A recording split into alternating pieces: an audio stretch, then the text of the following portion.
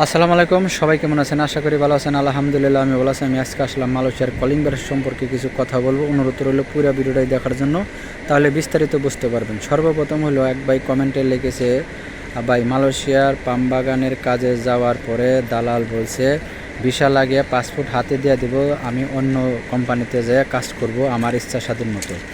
এই কথাটা কতটুকু সত্য আমি আপনাদের সাথে শেয়ার করব।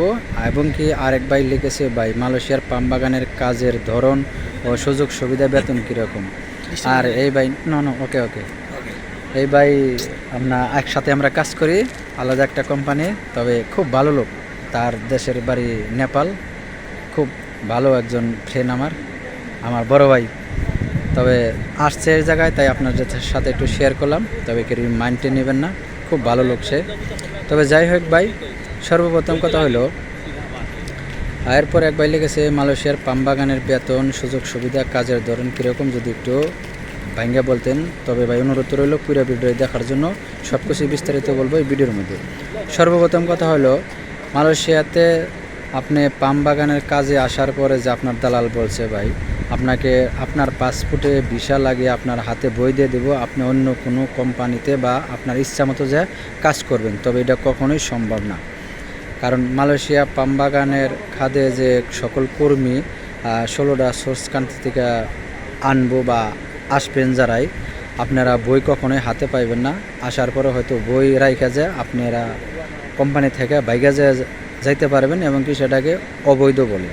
তবে এই ধারণা যদি চিন্তা ভাবনা মাথায় থাকে, তবে আপনারা কখনোই মালয়েশিয়ার পাম বাগানের কাজে আপনারা আসবেন না। কারণ তা না হলে আপনারা যদি আসার পরে যদি আপনার পরিকল্পনা থাকে আমি কোম্পানি থেকে বাইকে যাব বা আমার নিজস্ব লোক আছে অন্য জায়গায় যে আমি কাজ করব, ভালো বেতনে ভালো কাজ করব, তবে এটা কখনোই সম্ভব না। কারণ মালয়েশিয়া বর্তমান অপরাধী খুবই কড়া চলবার লাগছে, খুবই গরম। মালয়েশিয়ার পুলিশের অত্যাচার খুবই বাইরে গেছে। যাই হোক, অনুরোধ রইল আপনারা এই ধরনের চিন্তাভাবনা মাথায় নিয়ে কেউ মালয়েশিয়া আসবেন না। আর আপনার দালাল বা এজেন্ট বলছে পাসপোর্টে ভিসা লাগে আপনার হাতে দিয়ে দেবো, আপনি অন্য কোথায় যা কাজ করবেন, তবে এটা কখনোই সম্ভব না। প্লান্টেশন খাদে আসার পর আপনাকে ভিসা লাগিয়ে পাসপোর্ট আপনার হাতে কখনোই দেবো না। এটা কোনো এজেন্ট ভিসা না, এটা সরাসরি আপনার কোম্পানির ভিসা বা এটা সরকারি প্রজেক্ট। তবে কোম্পানি চালায়, এটা সরকারি প্রজেক্ট সব কিছু। যাই হোক, অনুরোধ রইল আপনারা কেউ এইভাবে আসবেন না। আর একটা কথা হলো, যারা এক ভাই জানতে চেয়েছে ভাই কাজ এবং বেতন সুযোগ সুবিধা। ভাই কাজ হইলো আপনার কৃষিকাজ সেম, আপনার নিজের ক্ষেতে বা একটা বাগানে চারা লাগাইলে পারে যেরকম আপনার কাজ করতে হয়, ঠিক একই সেম।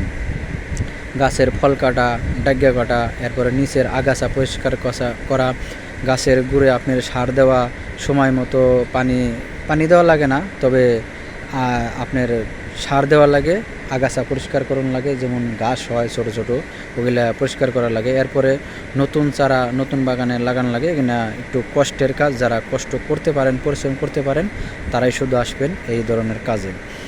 আর বেতন বর্তমান মালয়েশিয়ার সরকার ফেব্রুয়ারি মাস থেকে 2025-এ 1700 রিঙ্গিত করছে। তবে আপনারা আসার পরে ইনশাল্লাহ সবাই 1700 রিঙ্গিত বেসিকই পাইবেন। আপনার ওভার টাইম দেওয়া মিলিয়ে সব কিছু মিলে হয়তো 2200-2500 টাকা আপনারা বেতন পাইবেন। বাংলার যাতে প্রায় 55,000, প্রায় 60,000 টাকায়, হয়তো 2-1,000 টাকা কম আসবো। আর টাকার আপডাউনের উপরে নির্ভর করে এগুলা।